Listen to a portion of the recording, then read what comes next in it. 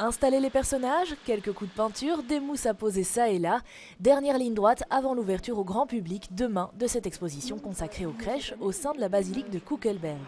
Aujourd'hui, j'ai commencé avec la verdure et un peu plus tôt, et une autre équipe est en train de protéger les panneaux en fait. Voilà, pour qu'on ait la même couleur un peu partout. Les petits détails, j'ai l'impression qu'il y en a encore pas mal. Vous pensez que vous aurez terminé à temps? On aura le temps de terminer. L'équipe s'y attelle depuis un mois et elle travaille dans la basilique depuis une semaine. Comme chaque année, on pourra admirer des crèches de Noël du monde entier. Au premier étage, la collection du comte Zakharov de Bavière, essentiellement constituée de crèches de la Forêt-Noire.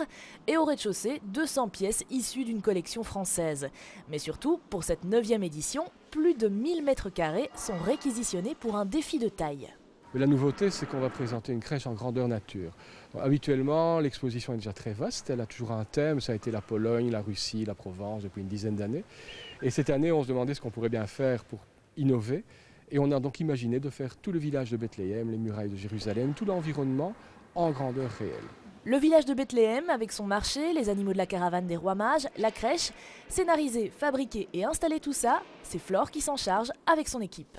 J'essaie de créer le Bethléem et je dois faire les mannequins, mettre les vêtements sur le mannequin, créer des petites aquarelles avec une marquette et je dois faire que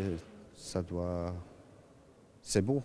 Et à J-1, les équipes mettent les bouchées doubles pour que la plus grande crèche du monde se transforme en féerie de Noël pour accueillir les visiteurs dès demain et jusqu'au 15 janvier.